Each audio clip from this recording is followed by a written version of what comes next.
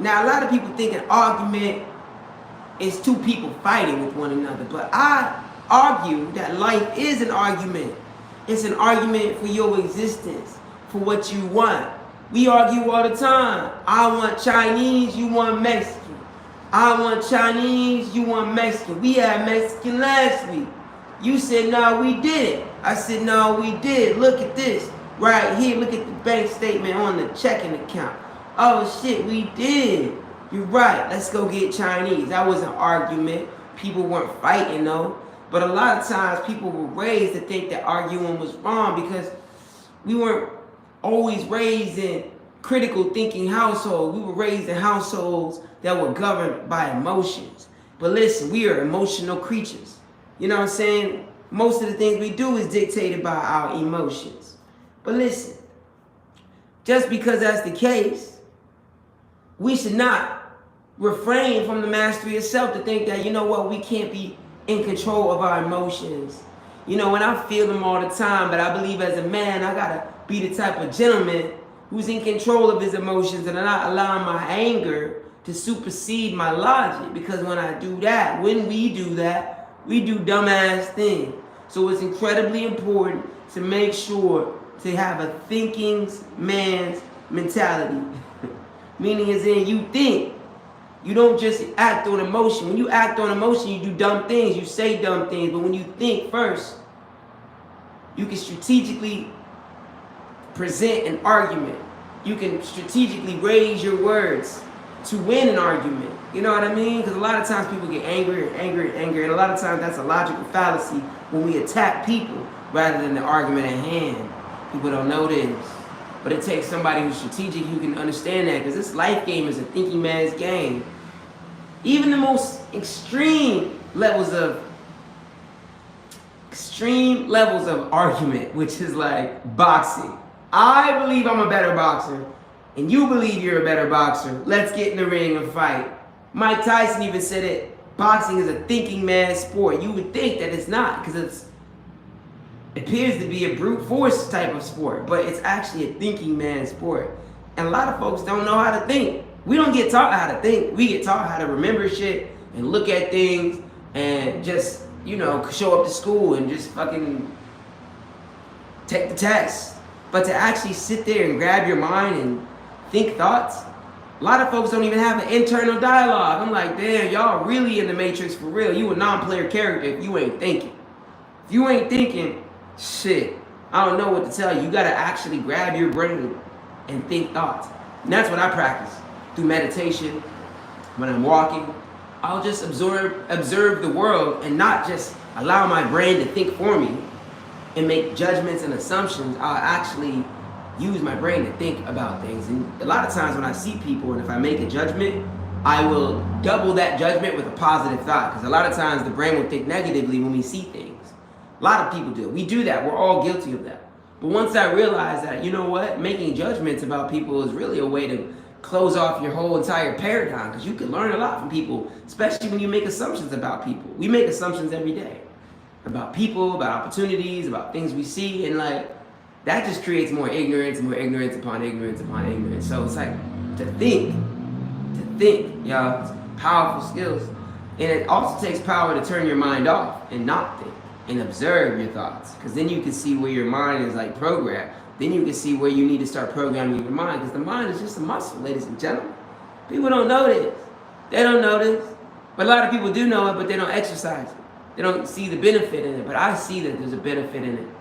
And there's a lot of exercising that I need to do. There's things that I am working on as far as where my mind is at, where my mind has been programmed to think about the world.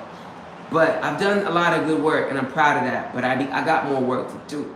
We got work to do, ladies and gentlemen. We can't act like everything is okay and peachy keen, that we can just sit back and relax. Every day we got to keep pushing ourselves to be better. And this ain't for everybody. Some folks don't give a about this, and that's okay. It ain't for everybody. Some people got to think, but leaders think. I'll tell you that. To be a leader in this world, we have to think. I realize that more and more and more. You have to critically think. And sometimes I'll be mad. I'll be like, why isn't the world filled with critical thinkers? Why ain't everybody critically thinking? And I'll be like, thinking about the people who socially engineer society, and I'm like, I kind of get why they don't want critical thinkers, because If you were a critical thinker, you probably wouldn't show up to work every day. You'd probably look at your job and be like, why the hell am I doing this? Why am I doing this when they're taking half of my money and then I take that half of the money and I pay that to pay the gas that drives me to the job? Why am I working when I'm paying half the money that they've taken already to pay the gas and to pay for the insurance for the car, to drive back to the house and pay for the rent that allows me to sleep there and have about 4 hours of freedom every single day, and then have to pay for the phone that I use to scroll all day, and I'm just stuck in this fucking rat race, and I gotta wake up and go back to that job, and I'm just stuck. Why? People would actually fucking quit their jobs if they was thinking there'd be too many chiefs and not enough Indians. And I'm like, damn, I guess I get it, you know? If they were critical thinkers, people wouldn't go to Nordstrom's, go to Nordstrom's, however you get to Nordstrom's, and buy a t-shirt that was literally made for like $3 to buy that fabric, and they just sew on the logo and then sell it for $3,000. People wouldn't do that if they thought critically.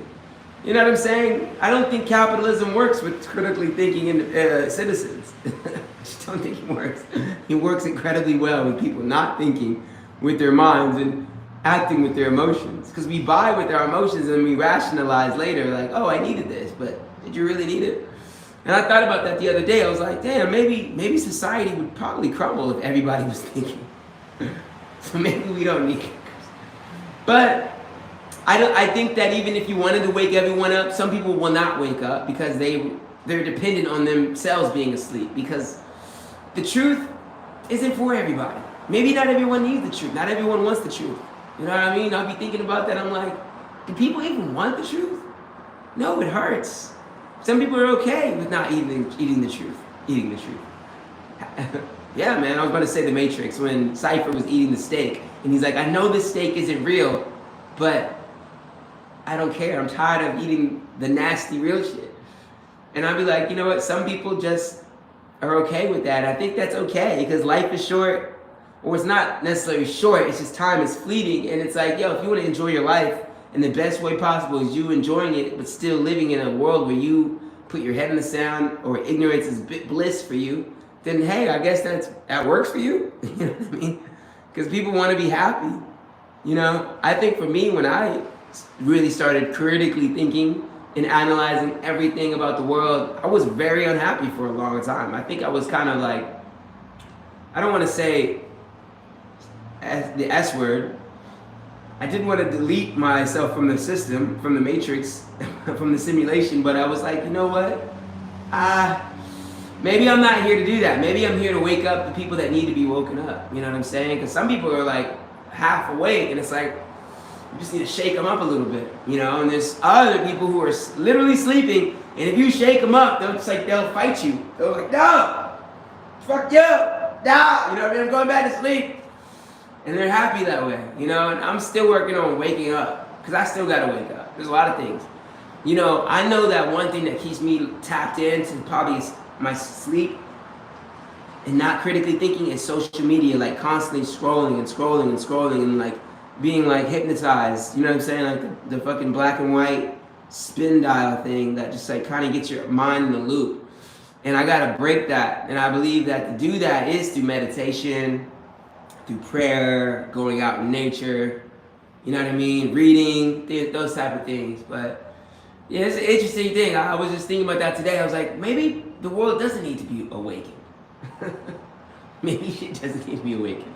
People wouldn't know what to do with themselves, man. People would not know what to do with themselves. It would be, I think maybe things would eventually improve and the world would respond and then maybe things would get better, but at first it would be pandemonium. It'd be absolute pandemonium.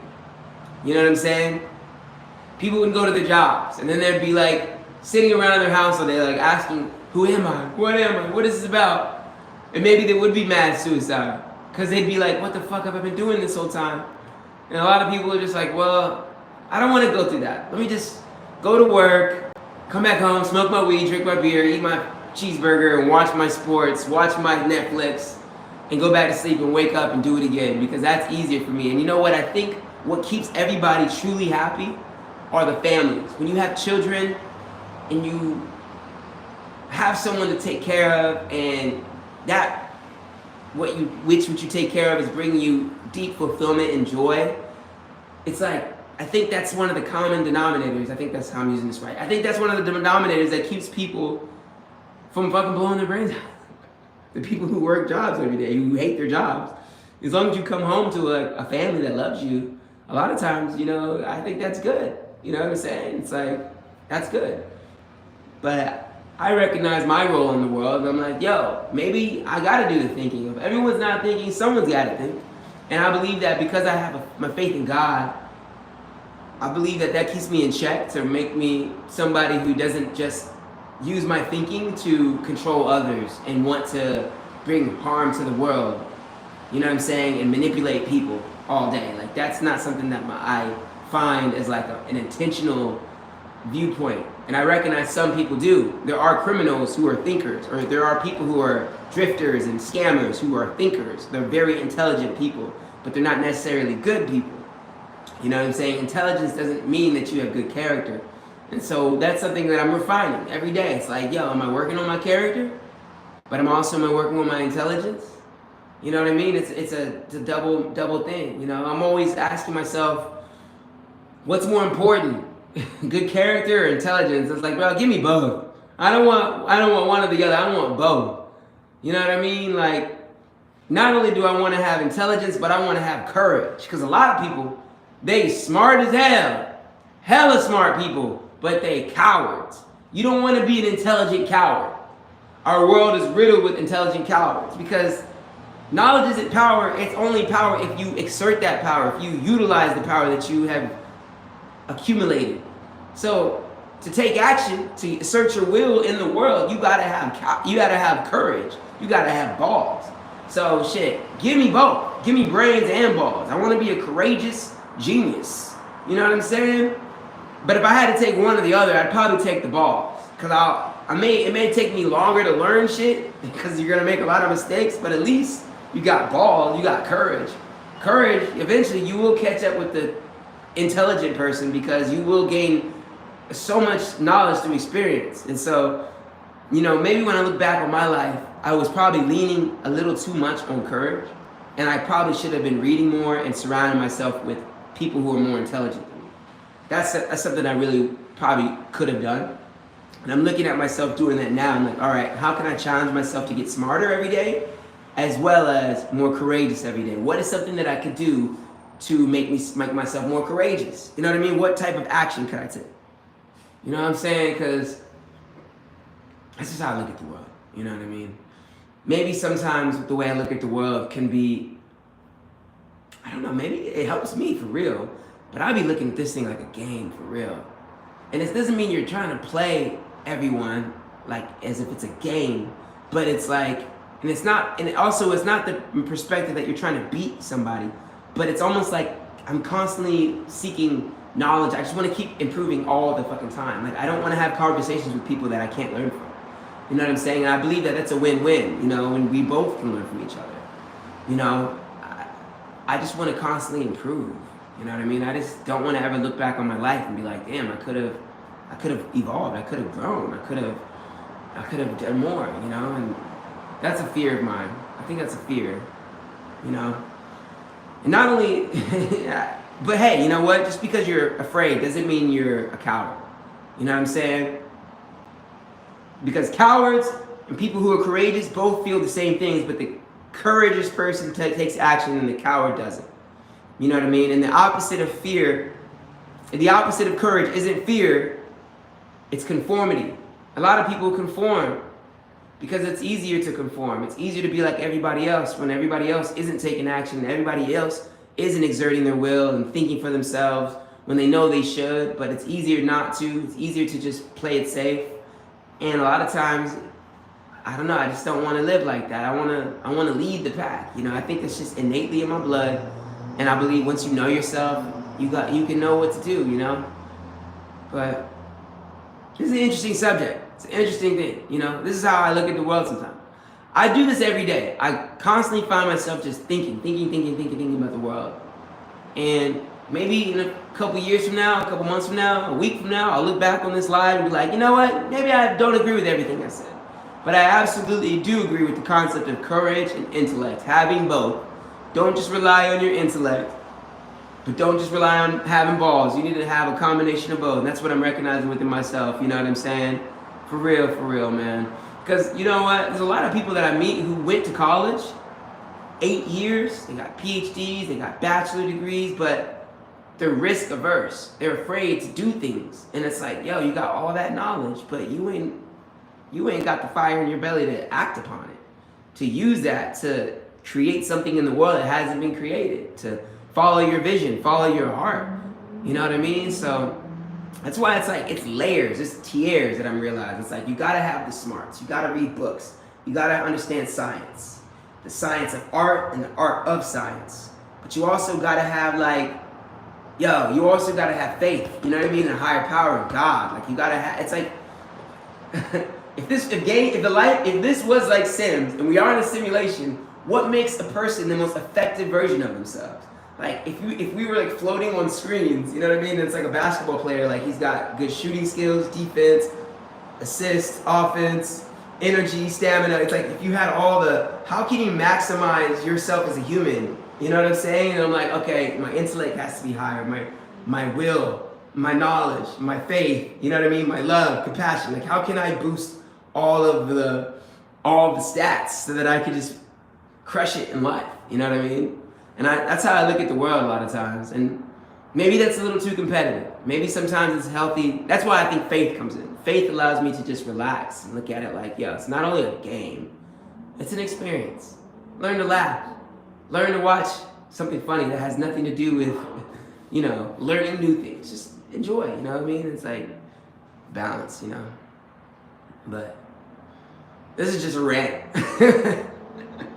I do this all the time, but the camera's not rolling. This is me when I'm walking to the store, when I'm just like walking around my crib, and I'm just like thinking, and I'm just like, dude, maybe I need to put this on camera, because maybe could also add some, like, you know, to start dialogue, and other people can give me answers, because I don't know everything. I learned just kind of like getting it out of the mind. You know, sometimes you gotta get it out, get your words out. Sometimes you gotta put your brain on a piece of paper. You feel me? You gotta put your brain on a computer screen and look at it. Like, not literally, but like you gotta put your thoughts. That's why writing is good. Like a lot of these things are like video diaries, just to have understanding of where you're at and what you're doing in life. Self-awareness, self-reflection. So important, you know what I mean? Not everybody's gonna think this is important. Some people are gonna watch this and not wanna watch anymore. Some people are gonna listen and be like, yo, maybe this guy's got something to say. I do have something to say, but you know, not everyone's gonna see it as valuable, and I'm okay with that. I'm totally okay with that. Because I don't see everything else as value, and I think that's person to person. But if I can help one person watching, then yo, I believe I did my job. So if there's whoever's watching in here, I appreciate your time. Thank you for listening. You know what I mean? And I hope maybe I gave you some things to think about, some things to look at with your life to figure out, you know, how can I become the best version of myself? Because ultimately, at the end of the day, that's what I truly wanted to be. I don't want to be great in one area. I want to be the best I possibly can be in all areas. You know what I mean? Play the game of life like Kobe, Mamba mentality. You know what I mean? Like, play the game of life as well as you can. You know, not only just make great decisions financially, economically, successful-wise in the material world, but, you know, family-wise. You know what I'm saying? How can you not only be great economically, but great socially, you know, and with your health and finances? That's economical, but, you know, everything. I want to be the best that I can spiritually, you know? I want to be the best version of myself. Because if you're the best version of yourself, then, look, then you are, like, able to provide the best value that you can to as many people as possible, to yourself, to your community, to your family. And then when you do check out, on your last breaths, you can feel like, you know what, I gave it my all, I did the best I could, I tried my best, and you know what, I'm satisfied, I'm happy, I'm fulfilled, I'm ready to go to the next life. Rather than laying there like, wow, I could have did this, could have did that, could have did this. You know what I mean? Fuck that. I'm not living like that. So, but anyways, ladies and gentlemen, it's been a pleasure talking to anybody who watches my live streams. I do appreciate you. I'm making these every day. Every day, I'll tell you this, I'll leave it at this. Every day I found myself having conversations with a lot of different people. And a lot of times I'm finding myself having conversations with people who are much older than me. much older than me, much more experienced in all walks of life. It could be somebody who has a lot of money, somebody who has, you know, just normal amount, live in an apartment, or somebody who's like damn near broke. You know what I mean? Like, I don't like the word broke, but damn near isn't doing well financially, but they have a lot of knowledge in their mind about just the world. And it's like, you know what? You can learn from anybody. You can learn from anyone and everyone. Not everything, but there are certain things you can learn from people and they can enlighten you. So I think it's just keeping an open mind and just